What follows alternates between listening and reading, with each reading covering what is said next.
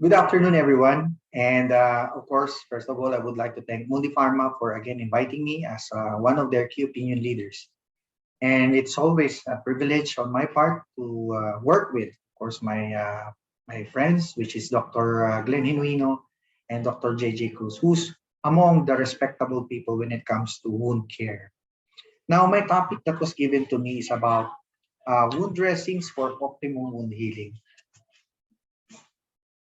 And this would certainly pertains to the different types of wound dressings that we have now compared to traditional wound dressings, and what are the best options when it comes to treating your different types of wounds. These are my common disclosures. The contents presented in these slides and in this webinar are the opinions of the speaker, myself, and do not necessarily reflect the opinion of Mundi Pharma or other institutions wherein I'm affiliated to. They are for scientific discussions only and are not recommended for off-label recommendations. For certain questions with regards to the product, please consult your local inserts and may approach any Mundi Pharma or Beta Plus agent that is available in your area. Now, when it comes to wound dressings, we all know that nowadays there has been a lot of types of wound dressings available, and sometimes this availability makes us confused on what types of dressings that we're going to use. And there are certain key points when it comes to choosing the ideal and proper wound dressings. Now, the optimal wound dressing possesses a number of characteristics as shown in this schematic diagram or in this slide. This includes, again, acting as a barrier to prevent bacteria from entering the wound, controlling levels of exudates and moisture in the wound, and providing atraumatic pain-free removal when changing the dressings. Now, pain-free removal is a highly important characteristic of a dressing as a clinician, and not only as a clinician, but we also have to consider the patient side and the relatives also. Now, in choosing the proper type of dressings, there are also other types of qualities that we have to consider. Now, the choice of an appropriate dressing should be guided by the amount of exudate and, of course, the depth of the wound that we have. The dressing range presented here proceeds according to the absorption of the wound, absorption of the exudate of the wound from low to medium to high exudative wounds. Maintaining an ideal environment for wound healing is the key for a faster wound healing. So there was a doctor, Dr. George De Winters, who popularized the principle of moist wound healing environment in managing chronic wounds. Now, foam dressings possesses improved fluid handling properties, and further developments are being introduced. Now, this type of dressings, specifically your foam dressings, would basically address wound exudates 10 to 20 times more absorption compared to your traditional gauze. Now, as noted previously, maintaining a balanced level of moisture in the wound environment is important for wound healing. Occlusive dressings assist to achieve a moist wound healing environment and come with, of course, several benefits, which includes, number one, preventing the wound from drying up, and so preventing desiccation, epithelium necrosis, and eschar formation. Number two, reduction in pain. Number three, stimulation of angiogenesis, and this is, of course, your regeneration of blood vessels and promoting good blood flow on the wound, good nutrition on the wound for it to heal much faster. So again, the result would be a faster wound healing. Now, there are many types of dressings available, and of course, what are the dressings that we're going to apply to a wound? Now, basically, it composed of a primary dressing, a secondary, and a tertiary dressing. Now, primary dressing, these are the ones that is in contact with your wound bed. It can be a dressing that may address, of course, antimicrobial property, antibacterial property, and at the same time, it can be a dressing that may promote better growth on the wound or granulation of the wound. Your secondary dressing, of course, takes care and address the exudate of the wound. So if your primary dressing takes care of infection, promotes wound healing, your secondary dressing, of course, absorbs the exudate that is being produced by the wound. Now, to maintain a moist wound environment. Now, your tertiary dressing is the one that secures your wound and your wound dressing at the same time, so that your wound dressing and the wound won't be compromised by any a foreign body uh, or any material that may compromise your wound or may put your wound at risk of infection. Like, for example, incontinence, no, yung feces and urine might not contaminate your wound bed. Now, certain dressings have produced or have been improved, no, pertaining to these different types of the dressing levels. Now, some wound dressings may have 2-in-1, which has primary and secondary dressing in one. So it takes care of the wound bed, absorb, address the exudate. And 3-in-1 dressings are dressings that may take care of the wound bed, address the exudate, and at the same time is the one that is making the wound dressing impermeable from other foreign materials, or may not compromise your wound bed, or it might not compromise, of course, your wound dressings at the same time. Now, moist wound environment, like I said earlier, here, that has been popularized by George D. Winters, according to data, has been very evident when it comes to faster wound healing compared to your dry wound healing. No? Now, in dry wound healing, of course, the dermis dries out, and there will be no possibility of epithelial cell migration, so healing is delayed. No? So there is a scab formation, there might be keloid formation, there might be necrotic formation, and we're just seeing the top of the iceberg, and we're not seeing the whole picture of the wound. Wherein your moist wound healing provides a scaffolding for epithelial cell migration and helps the wound to heal faster. And when it heals and regenerates, there is no scab formation. So there is a lesser percentage that a scab formation can be formed. So moist wound dressing environment facilitates recruitment of vital host defenses and the necessary cell population, such as, of course, your macrophages, that helps promote wound healing. Now, these cells elaborate an amazing number of growth factors, creating a milieu characterized by accelerated angiogenesis, increased fibrinolysis, and accelerated rate of healing. Early concerns that occluding a wound would lead to infection are really unfounded, no, or unevidenced. The immediate application of an occlusive dressing does not increase the incidence of clinical infection. An added benefit of moist wound is decreased pain at rest, during ambulation, and during dressing changes.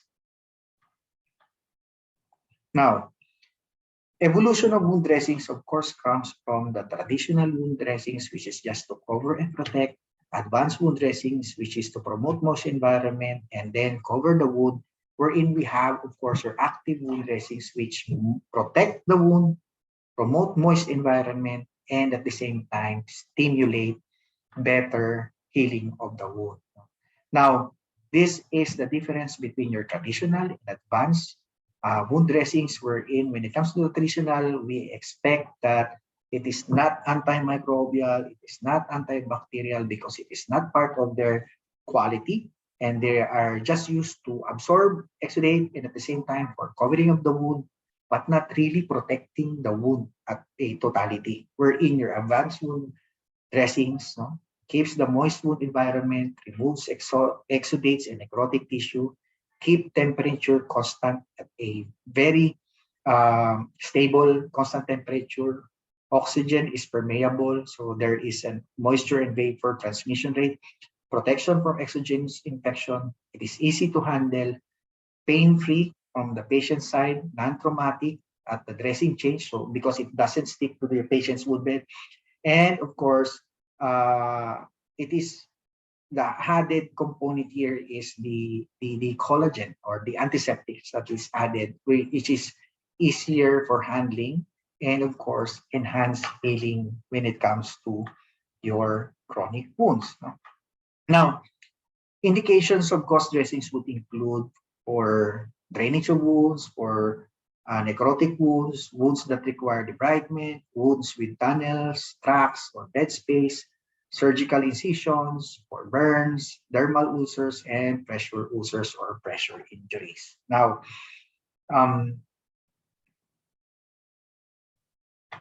the traditional dressings will not have any protective barrier at all due to the exposure of the external environment.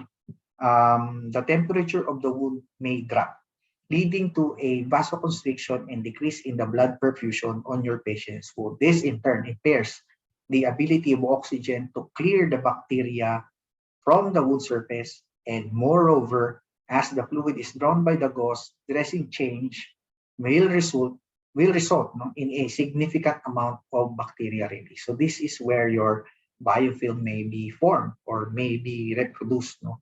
So all these factors collectively results or may lead to an increase in the risk of infection for your patient's wound when you use your own traditional dressings that we have. Now, what are the different types of dressings that is available? Hydrogel dressings. Now, these hydrogel dressings contain 90% of water in a gel base, which helps regulate fluid exchange from wound surface. Now, hydrogel dressings can be considered as an occlusive dressing.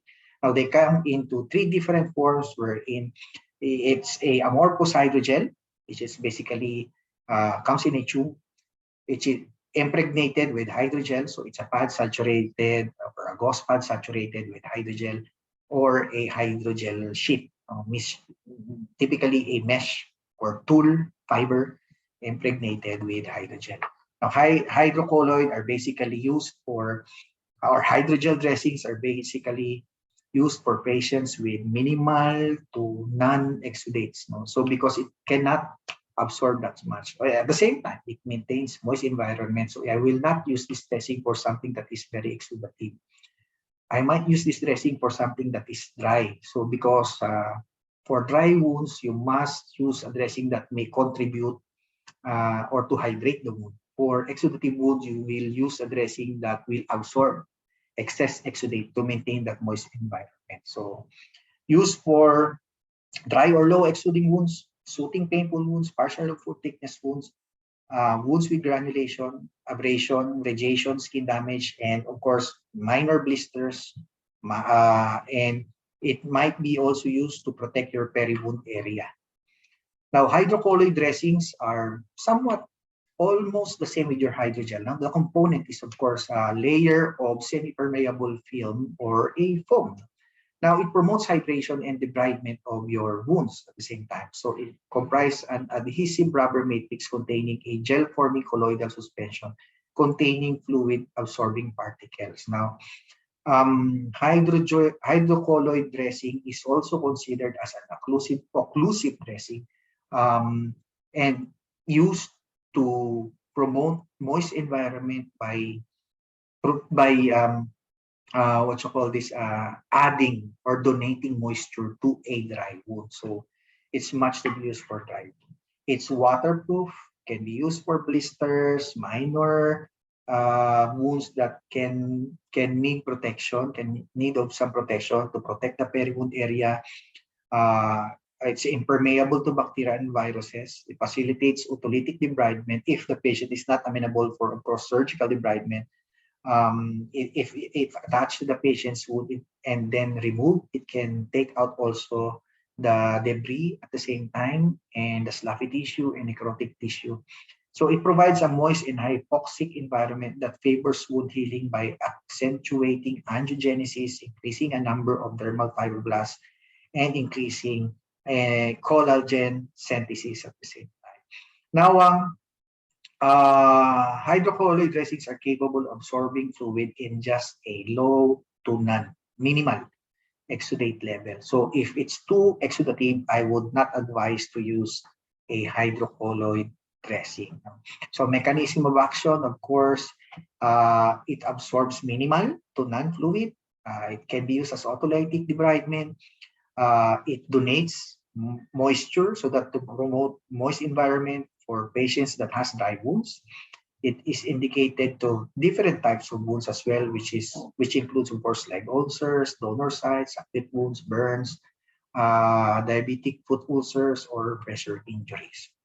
Now, foam dressings is your dressings wherein it takes care of the exudates of the wound. So it comes with a adhesive type or the classic non-adhesive type, and then there are advanced dressings where have silicone borders on it, to protect the peri-wound area, and at the same time to maintain the wound dressing intact, and at the same time not to compromise the wound meant by foreign bacteria.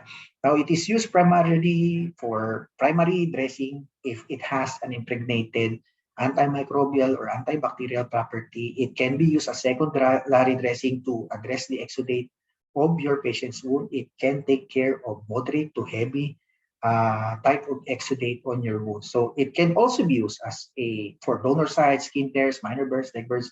But at the same time, we use these foam dressings as a cushion to offload certain parts of the body pertaining to risk of having pressure injuries, or if that part of the body is at high risk of developing pressure injuries. So it's a good offloading device at the same time.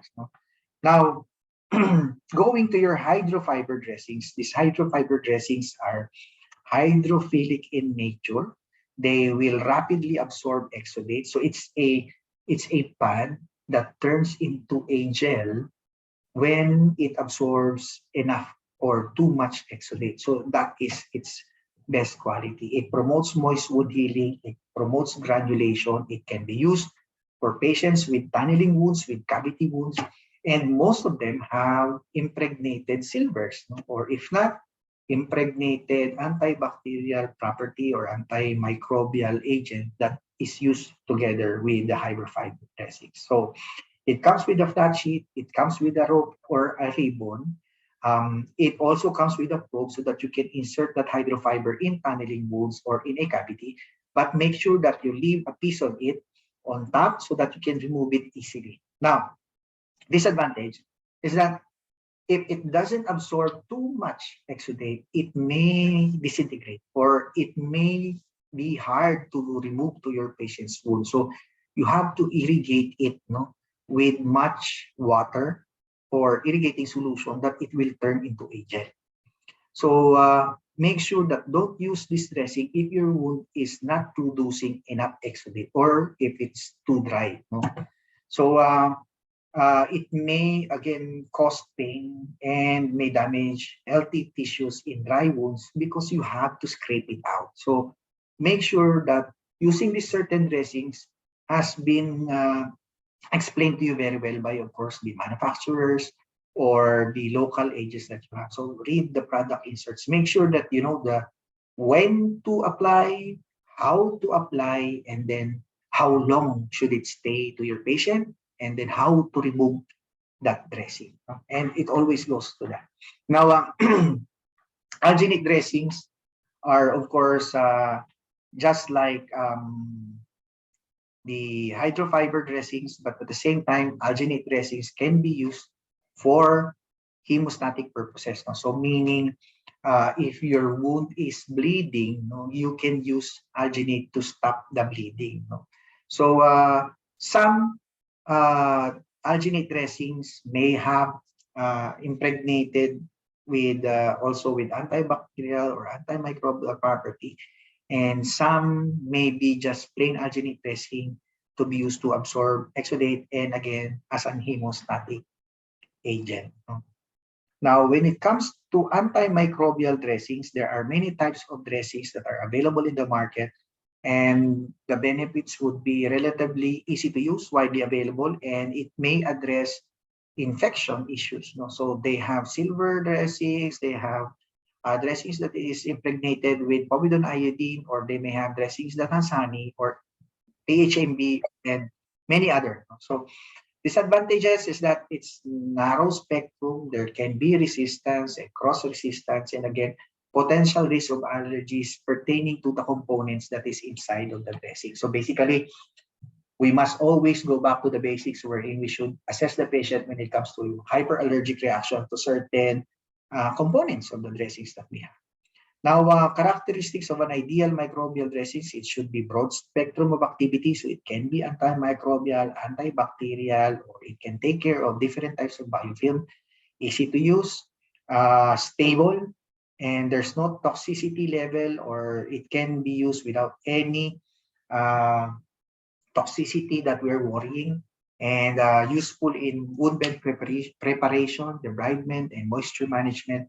And at the same time, it's cost effective. We all know that wound dressing here in the Philippines is most probably shouldered by our patient out of pocket expense. So most of the insurance doesn't cover uh, wound care or wound dressing value of the supplies. Now, silver dressings are dressings that are impregnated with silver. We have, of course, elemental silver, inorganic compound, and of course, your organic compound silver. And silver has been used for a long period of time, even before the times of the Egyptians, and it is used to take care of wound with infection. Now, there is just a certain, I think, precaution when we use silver, and you should really ask the manufacturer on the type of silver that they use on their dressing, because there are dressings with silver that is that reacts when you use sodium chloride.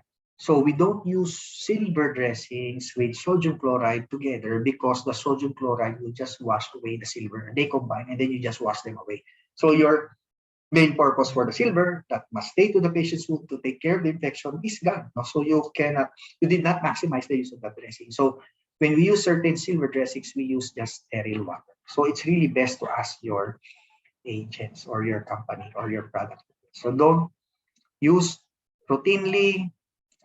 If you have to reassess the patient, sometimes it may produce a discoloration on your patient because of the stains that is being produced by the silver. Contraindications, of course, as much as possible, use with caution in pregnant women, lactating women, and of course with pediatric patients. Now, iodine dressings. Now, iodine dressings are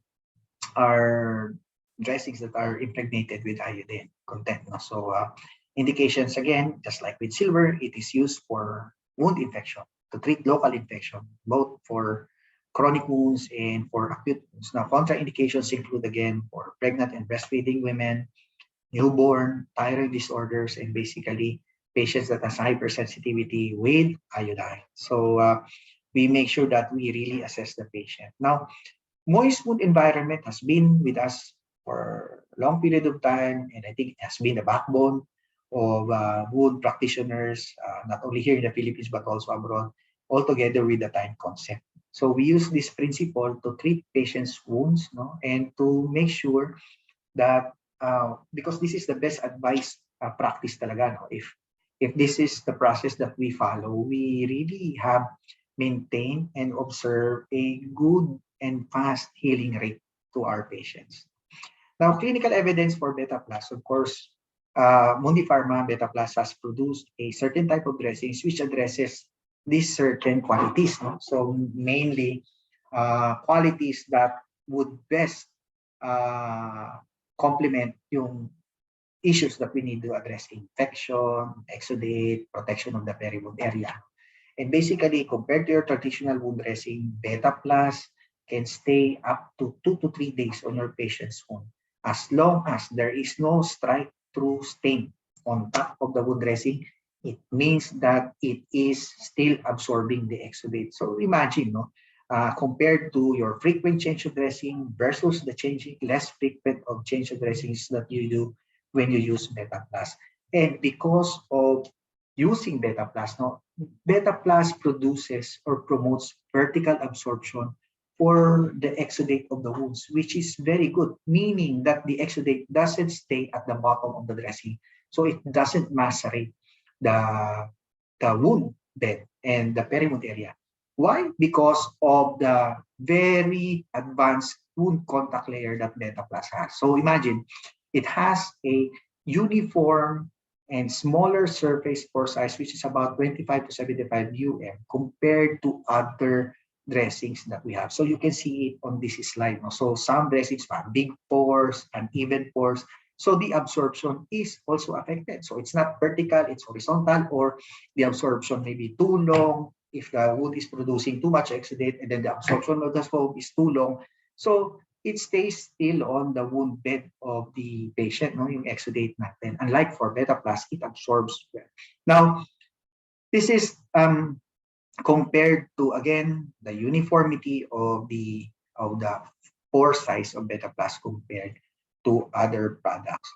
So you can see that when it comes to the Beta Plus dressing, you can see that the vertical absorption on the dressing stays on the area where the exudate is being produced, compared to other dressings wherein you can see that there's a spread of exudate on the dressing and it doesn't promote vertical absorption. No? So nandun siya sa ibaba palagi. So maceration of the wound can be expected, or yung ating ideal na absorption that we expect on a certain type of dressing is not being addressed. So you use a lot of foams compared to Beta Plus wherein you just use minimal number. So yung cost saving mo is also better compared to other dressings na palit ka ng palit. Now, you can see here also that when it comes to the MVTR or retention or moisture vapor transmission rate, or yung what you call this fluid absorption and retention capacity, is a key feature of Beta Plus. You can see here that the retention capacity is demonstrated with Beta Plus, which is much more higher yung retention niya compared to other types of dressing. Now, so by this alone, saying na you use a little number of dressing, usage is much more maximized compared to other dressings na palit ka ng palit. So going back to what are the ideal type of dressings that we must choose to a certain dressing is it must maintain moist wound environment, absorb excess exudate, eliminates dead space, does not harm the wound or traumatize the wound. It provides a good thermal insulation, and it provides a protective barrier, a bacterial barrier to your wound. Now, Beta Plus also at the same time, comparing to other products, the product A used as a donor site showed a good superiority in different aspects, including yung healing time ng patients natin. Very significant ang healing time when it comes to Beta Plus, wherein there is fast wound healing, there is less pain, there is greater comfort, and of course there is a greater ease of handling. Now, this is an example of the case wherein a patient with a chronic wound, burn patient, admitted in a hospital and used Beta Plus. So you can see from post-burn day 11 up to day 35, you can see a very good progression of the wound. No? So initially, you can see a lot of slough, you can see a lot of necrotic tissues, and basically, principle, you must do debridement on this one so that you can take out those bad tissues and dead tissues, and then at the same time, it might have a good exudate level, no? A very high exudate level. So you might use something that would absorb those exudate level, and at the same time addressing risk for infection or killing infection to the wound and promoting good granulation. So this is a good example of the case that wherein a patient is used for Beta Plus. Now, I think that is my last slide, and always remember that when you treat patients with wound, you cannot use one dressing alone or just a certain brand alone, and it's always remember that you must always give options to your patients. So make sure that it is a multidisciplinary approach or interdisciplinary, as long as the team is taking care of the wound. Do not treat the wound alone. So again, thank you very much for your attention.